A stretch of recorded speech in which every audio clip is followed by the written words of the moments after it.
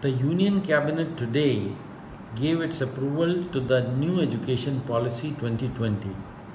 It's a historic step in order to boost education sector which has been awaiting reforms for a very long time. तो सबसे पहले मुस्कुराइए क्योंकि आप India में हैं, भारत देश में हैं और मैं तो चाहूंगा कि बस मुस्कुराइए नहीं। अगर ये लॉकडाउन नहीं होता, कोरोना नहीं होता तो शायद हम सभी लोगों को केक कट करना चाहिए था और हम सभी लोगों को अपना जन्मदिन मनाना चाहिए था।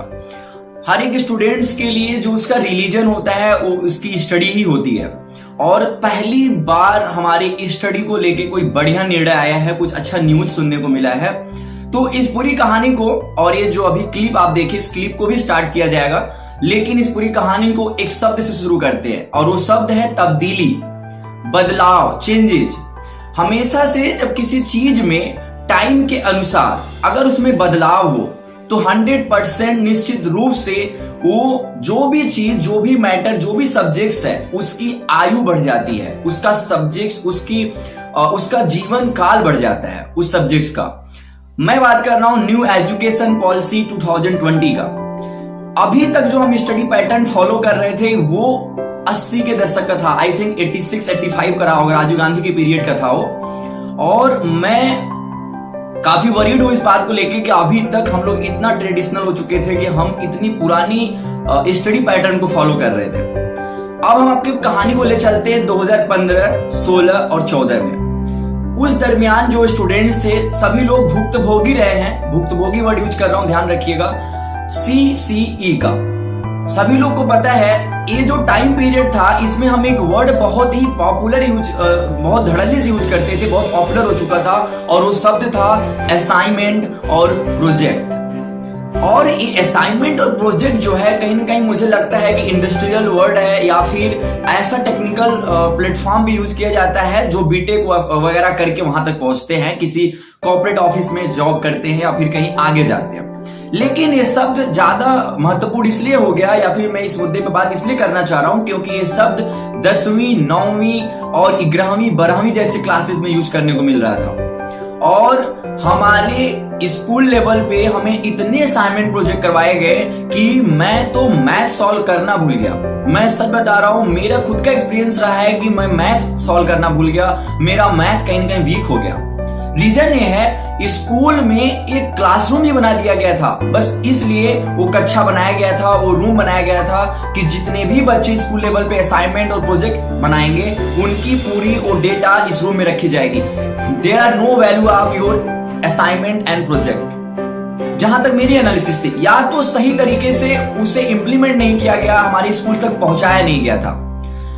उन सब बातों को छोड़ते हैं, दूसरी बात ले आते हैं। उसी दरमियान था एक ओपन बुक टेस्ट असेसमेंट।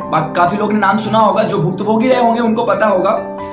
इसका कहानी का मतलब मुझे आज तक नहीं समझ में आया। इसका सीधा से जो हमारे स्कूल में ऑपरेट किया गया था वो ये था कि जब आप पेपर दोगे तो आधे घंटे के लिए आपको एक सीट दी जाएगी। उस सीट में एक स्टोरी या कोई ग्राफ या फिर कुछ भी एक पैसेज होगा, पैराग्राफ होगा, आप उसको रीड करोगे और लास्ट में उसके क्वेश्चन आंसर होंगे, उसी से पढ़ के आपको देने थे। मीन्स उसका मतलब था ओपन बुक, मतलब आपको एग्जाम टाइम में कितनी तेजी से आप एक तरह से कॉपी कर सकते हो, इसका टेस्ट हुआ करता था। देयर आर नो मीन, आप मुझे आज तक नहीं समझ में आया कि उसका मीन क्या था। लेकिन थैंक गॉड, मैंने शुरू में ही बोला कि जैसा कि आप भारत में हैं मुस्कुराइए। सही बात है, पहली बार हमारे एजुकेशन सिस्टम को लेके कोई इतना बड़ा तब्दीली हुआ है, बदलाव हुआ है। ये बहुत गुड थिंग है और इसमें क्या क्या इंटरेस्टिंग है उस पर थोड़ा सा बात करूंगा, बाकी हम लोग VC सर की बात को सुनेंगे। बस जल्दी से चैनल को सब्सक्राइब कर दो, लाइक कर लो और शेयर कर लो। मैं हूं नीर और BHU पाठशाला आपको एजुकेशनल, इंफॉर्मेटिव, मोटिवेशनल और ब्लॉग वीडियो प्रोवाइड कराता है।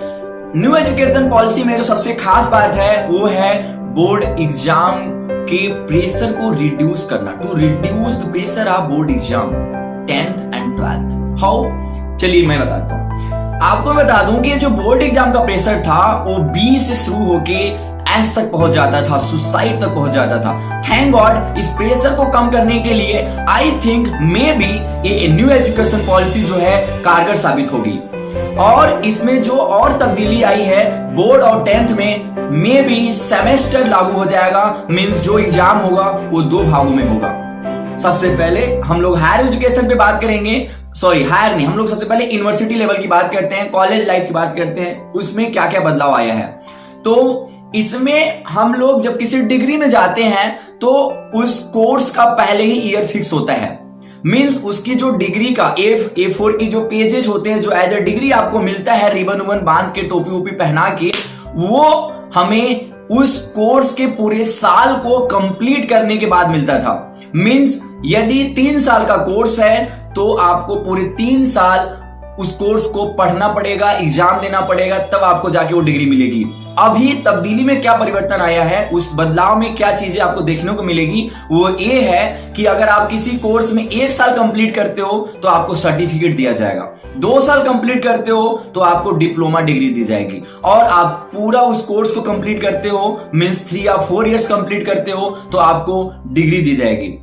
और जो बीच सेमेस्टर या बीच एग्जाम में आपको डिग्री या जो सर्टिफिकेट मिला है, आप उसको कहीं दूसरे जगह यूज कर सकते हो, एडमिशन एज अदर किसी इंस्टीट्यूशन में। लेकिन बेहतरीन बात यह है कि अभी भी हमें इस न्यू एजुकेशन पॉलिसी को एक दिन में नहीं समझना चाहिए, या समझ सकते हैं, इसमें टाइम लगेगा। जब हम लोग इतने ट्रेडिशनली आने वाले इस एजुकेशन पॉलिसी जो अभी तक हम फॉलो करते थे नहीं समझ पाए, तो इसको तो अभी समझना मुश्किल है। थैंक गॉड कि आप लोग के लिए एक गुड न्यूज है। So request to all my dear subscriber, और wish you self happy birthday. ये हमारे लिए एक न्यू जन्म जैसा है, और सभी लोग को मैं एडवाइस दूंगा कि आप एक बार गूगल सर्च कीजिएगा न्यू एजुकेशन पॉलिसी 2020 इन हिंदी और इन इंग्लिश, और आप उस एक बार चार्ट को पढ़ लीजिएगा, क्योंकि वो हमारे से संबंधित है, हमसे रिलेटेड है। अगर मैं प्राइमरी एजुकेशन की बात करूं तो इसमें भी खासा तब्दीली हुआ है। बहुत सारे तब्दीलियों के साथ हमारे जो भी ट्रेडिशनल एजुकेशन सिस्टम था उसमें टेक्नोलॉजी को इंप्लीमेंट किया गया है, और इससे और हमारे जो भी सब्जेक्ट्स थे उसमें भी काफी बदलाव हुआ है, और हमारा कोर्स एक बार पूरा न्यू सिरे से फॉर्म किया जाएगा। बहुत सारी चीजें बताने को है, लेकिन अभी हम सुनेंगे VC सर के इस कुछ वक्तव्यों को। फिर मिलते हैं नेक्स्ट वीडियो में। Please do like and do share और do comments. Bye bye. Please smile कीजिए। The Union Cabinet today gave its approval to the new Education Policy 2020. It's a historic step in order to boost education sector which has been awaiting reforms for a very long time.